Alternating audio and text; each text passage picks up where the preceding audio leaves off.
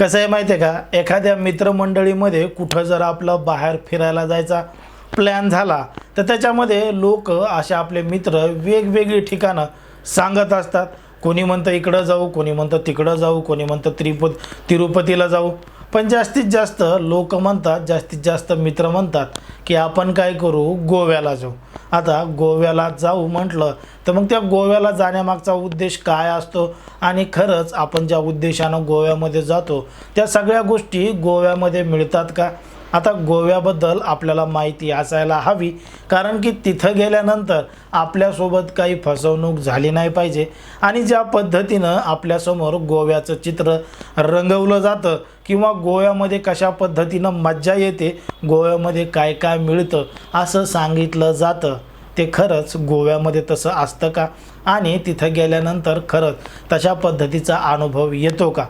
गोव्यामध्ये जाण्यापूर्वी हा व्हिडिओ नक्की पूर्ण पहा, म्हणजे गोव्यामध्ये गेल्यानंतर तुम्हाला काहीही अडचण येणार नाही आणि तुमची फसवणूकसुद्धा होणार नाही. चला तर मग सुरुवात करूया आपल्या विषयाला. पण त्याआधी जर तुम्ही आपलं चॅनल सबस्क्राईब केलं नसेल तर लगेच सबस्क्राईब करून घ्या आणि बाजूला असणाऱ्या बेल नोटिफिकेशनलासुद्धा ऑन करायला विसरू नका. आता कसं आहे, भारतामधलं पर्यटनाचं स्थळ म्हणजे गोवा. गोव्यामध्ये देशभरातून विविध राज्यातून सगळे काही लोक, म्हणजे ज्यांना एन्जॉय करायचा आहे, ज्यांना अगदी अति उत्साह आहे त्यांच्यामध्ये आणि जे काही त्यांच्या मनात आहे ते सगळं घेऊन गोव्यामध्ये तसे लोक येत असतात. आता गोव्यामध्ये कशासाठी जातात तर त्याचे दोनच कारणं आहेत. एक तर पहिलं कारण म्हणजे त्या ठिकाणी दारू स्वस्त भेटते आणि दारू पिण्याची ज्यांना आवड आहे आणि ते लोक त्या ठिकाणी जातात. आणि दुसरी गोष्ट म्हणजे ज्यांना फॉरेनर बघायच्यात, म्हणजे जे काही चड्डी घातलेले लोक आहेत, हे लोक ज्यांना बघण्याची आवड आहे, जे टी व्हीमध्ये मोबाईलमध्ये पाहतात त्यांना ते प्रत्यक्ष पाहायचं आहे, असे लोकसुद्धा गोव्यामध्ये जातात. नाही तर मग फक्त समुद्रच पाहायचा आहे तर मग गोव्याला जायची काय गरज आहे? तुम्ही कोकणात, मुंबईला इकडंसुद्धा जाऊ शकता ना. पण नाही, काही जण गोव्याला फक्त मुद्दाम या दोन गोष्टीसाठी जातात असंच आपल्याला वाटतं. उगाच खोटं बोलून हे करून लोकांना खोटं बोललं नाही पाहिजे. जी खरी गोष्ट आहे ती सांगितली पाहिजे की बाबा ही गोष्ट मला त्या ठिकाणी आवडते आणि म्हणून त्या ठिकाणी जाऊ वाटतं. बरं, आता गोव्याला जायचं तुम्ही प्लॅन केलायच आहे किंवा असं ठरवलं आहे आपण गोव्याला जायचं आहे, तर मग गोव्याला जाण्यासाठी काय काय मार्ग आहेत? तर गोव्याला आपण कोणत्याही पद्धतीनं जाऊ शकतो. म्हणजे आपण विमानाने जाऊ शकतो, रेल्वेनं जाऊ शकतो आणि आपण बसनंसुद्धा जाऊ शकतो. पण आता गोव्याला जायचं आहे म्हणल्यावर जरा मित्रमंडळी आहे, जरा आपले चांगले जास्त लोक आहे आणि आपलं कसं आहे, जायचं आहे पण पैसे बी जास्त खर्चले झाले नाही पाहिजे आणि एन्जॉय पण भरपूर झाला पाहिजे. या गोष्टी जर तुमच्या डोक्यात असतील तर मग असं आपण ठरवतो की असे लोक, असे तरुण काय करतात, रेल्वेचाच मार्ग निवडतात. मग जर रेल्वेनं गोव्याला जायचं असेल तर मग कुठल्या रेल्वे स्थानकावर उतरलं पाहिजे आणि गोव्यामध्ये नेमके कोणते कोणते भाग आहेत? जर आपण पाहिलं तर गोव्याचा जो गोवा आहे तो दोन भागामध्ये विभागलेला गेला आहे. एक म्हणजे साऊथ आणि दुसरा म्हणजे नॉर्थ. आता साऊथ गोवा आणि नॉर्थ गोवा या दोन भागामध्ये काय फरक आहे ते सुद्धा आपण तुम्हाला सांगणार आहे. जर तुम्हाला साऊथ गोव्यामध्ये जायचं आहे तर मग तुम्हाला फॅमिलीसोबत जायचं असेल, म्हणजे फॅमिलीसोबत जाणारे जे लोक आहेत, परिवारातले जे सदस्य लोक घेऊन जातात ते साऊथ गोव्यामध्ये जातात. कारण की साऊथ गोव्यामध्ये बीचस हे ते सगळ्या काही गोष्टी आहेत आणि त्या ठिकाणी मंदिरं हे गोष्टी यासुद्धा चांगल्या ठिकाणी ते आहे. त्या ठिकाणी आपल्याला जास्त काय असं प्रमाण बघायला मिळत नाही, पण शेवटी तो सुद्धा गोवाच आहे. फक्त नॉर्थ गोव्यापेक्षा साऊथ गोवा थोडा चांगला आहे, म्हणून जो कोणी फॅमिली घेऊन जातो तो साऊथ गोव्याला जातो. त्यानंतरचा गोवा येतो तो म्हणजे नॉर्थ गोवा. अर्थात नॉर्थ गोव्याला जर तुम्हाला जायचं आहे तर त्या ठिकाणी थिविम रेल्वे स्टेशनवर तुम्हाला उतरावं लागेल. थिविम रेल्वे स्टेशनवर जर तुम्ही उतरले आणि रेल्वे स्टेशनच्या बाहेर गेले तर तुम्हाला तिथं टॅक्सीवाले, रिक्षावाले हे मोठ्या प्रमाणात परेशान करतात की चला इकडं सोड, तिकडं सोडतो, हे दाखवतो, ते दाखवतो आणि जास्तीत जास्त पैसे तुम्हाला त्या ठिकाणी सांगतात. आता आपल्याला त्या ठिकाणी जास्त काय माहीत नसतं म्हणून आपण त्या रिक्षावाल्याच्या, टॅक्सीवाल्याच्याच मनाने जातो. पण ते 2.5 पैसे घेऊन जे अंतर 1 ते 1.5 किलोमीटरवर आहे त्याचे 10 किलोमीटर सांगून आपल्याकडून जास्त पैसे घेतात. त्यामुळं अशा ऑटो रिक्षावाल्याच्या किंवा टॅक्सीवाल्याच्या नादी लागायचं नाही. सरळ सरळ सरकारी बस पकडायची आणि सरकारी बस हे अगदी रेल्वे स्टेशनपासून त्या ठिकाणापर्यंत आहेत ज्या ठिकाणी तुम्हाला जायचं आहे, थिविंग लाईनपर्यंत जायचं आहे त्या ठिकाणपर्यंत बस असतात. आणि अगदी त्या बसमध्ये तुम्ही जर गेलात तर 10, 20, 30 रुपयाच्या आतमध्ये तुम्हाला ती बस तिथं नेऊन सोडेल. मग आता त्या ठिकाणी जर तुम्ही गेलात तर मग तुम्हाला काय लगा असं त्या मोठी तिथं हॉटेलची काय कमी नाही, पण जास्त मोठी हॉटेल नाही पाहिजे की ज्या ठिकाणी 15,000, 10,000, 5,000 असे रेट एका रूमचे असतील. जर तुम्ही मित्र कंपनी घेऊन ग्रुप घेऊन किंवा दोघं तिघं जात असताल तर त्या ठिकाणी अगदी 2-2.5 हजारात सुद्धा चांगली रूम मिळते. आता 2-2.5 हजार रुपयामध्ये बीचच्या काही अंतरावर चांगली रूम किंवा चांगले हॉटेल मिळते. पण एवढी बी चांगली हॉटेल जर आपण त्या ठिकाणी केली तर आपण दिवसभर रूममध्येच बसून राहणार आहेत का? आपण नेमकं गोव्यामध्ये कशासाठी गेलो आहोत? आपण एन्जॉय करण्यासाठी गेलो आहोत. मग एखादी 3, 4, 5 हजाराचे हॉटेल बुक करून त्या हॉटेलमध्ये दिवसभर तुम्ही झोपून राहिलात तर मग तिथं जाऊन तुमचं काय अर्थ आहे?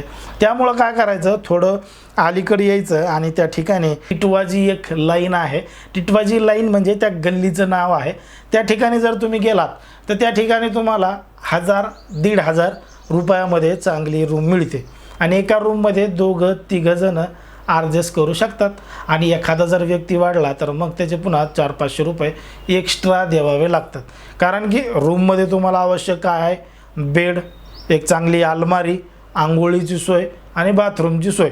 या सगळ्या गोष्टी जर आपल्याला 1,000 रुपये 1,500 रुपयामध्ये भेटल्या तर आपण त्या हॉटेलमध्ये चांगल्या पद्धतीनं राहू शकतो. दिवसभर त्या हॉटेलमध्ये सगळं सामान टाकायचं आणि मग गोवा एन्जॉय करायचा. कारण की फक्त सामान ठेवण्यासाठी आणि थोडा आराम करण्यासाठीच आपण रूम घेत असतो.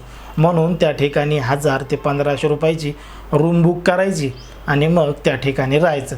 मग आता जर तुम्ही फिरायला निघाला तर त्या ठिकाणी तुम्ही काय काय बघू शकता?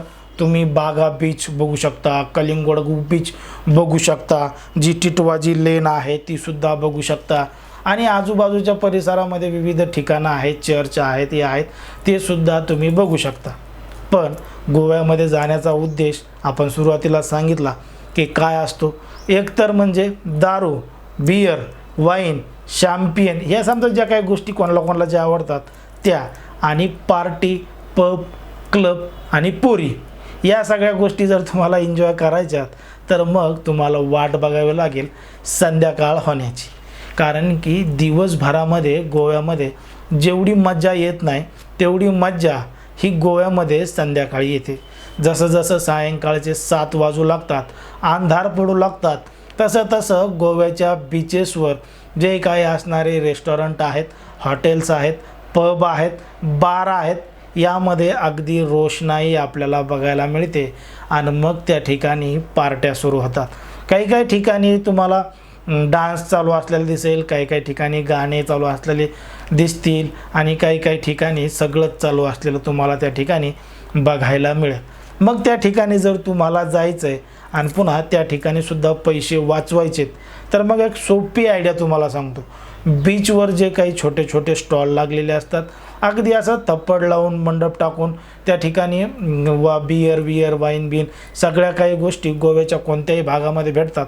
मग तुम्हाला पबमध्ये बारमध्ये डान्स करायला जायचं आहे, एन्जॉय करायला जायचं आहे तर मग त्या ठिकाणी जात असताना काय करायचं? जर तुम्हाला दारू पिण्याची शौक असेल, आवड असेल तर मग मित्रमंडळींनी बाहेरच 2-2 पॅक मारायची आणि मग त्या पबमध्ये, बारमध्ये, रेस्टॉरंटमध्ये जायचं. कारण की त्या ठिकाणी दिलेली ठराविक एक एंट्री फीस असते आणि त्या एंट्री फीसमध्ये तुम्हाला काही कूपन मिळतात आणि त्या कूपनवर आधारित तिथं आतमध्ये तुम्हाला काही काही जे गोष्टी आहेत त्या मिळतात. पण त्या ठिकाणची जी अल्कोहोल असतं त्यांच्यामध्ये अल्कोहोलाचं प्रमाण खूप कमी असतं आणि किंमत खूप जास्त असते.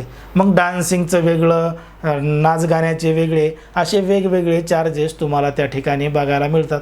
त्यामुळं बाहेरूनच 2-2, 3-3 पॅक मारून गेलं आणि तिथं गेल्यावर 1-2 पॅक मारले की तुमचा कार्यक्रम राईट होऊन जातो आणि सगळं काही तुम्हाला अगदी कमी पैशामध्ये एन्जॉय करता येतो. आणि तुम्हाला जे काही बीचवरचा नजारा पाहायचा आहे, म्हणजे ते फॉरेनर बिनेरर, तर मग तुम्हाला दुपारी त्या ठिकाणी बीचवर कलिंगड बीच असेल, बागा बीच असेल, फॉरेनर बीच असेल, या बीचवर जाऊन दुपारच्या टायमामध्ये तुम्ही त्या सगळ्या काही गोष्टी एन्जॉय करू शकता. अशा पद्धतीनं गोव्याचा जो काही प्रवास आहे तो अगदी चांगल्या पद्धतीनं आपल्याला करता येईल.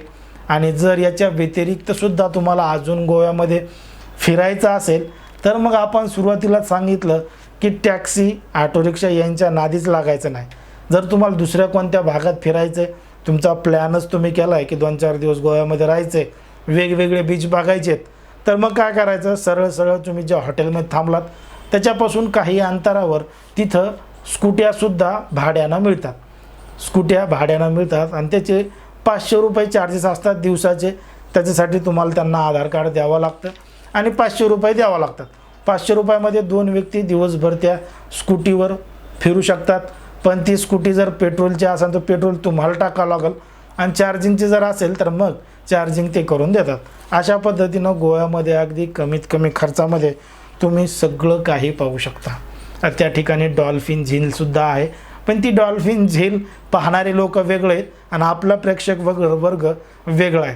एकंदरीत ही संपूर्ण माहिती तुमचा गोव्यामध्ये जाण्यापासून नक्कीच चांगले पैसे वाचवू शकते आणि हो, तुमची जी काही फसवणूक होणार आहे तीसुद्धा टळू शकते. कारण की गोव्यामध्ये एक मोठा स्कॅमसुद्धा होतो. अनेक तरुणी, अनेक महिला त्या ठिकाणच्या तुम्हाला फसवूसुद्धा शकतात आणि त्या ठिकाणचे जे काही एजंट आहे तुम्हाला अशा पद्धतीच्या मुली देतो, तशा पद्धतीचे तरुणी देतो, असे काही फोटो दाखवून तुम्हाला त्या ठिकाणी फसवू शकतात. त्यामुळं कृपया करून तशा काही भानगडीत पडू नका.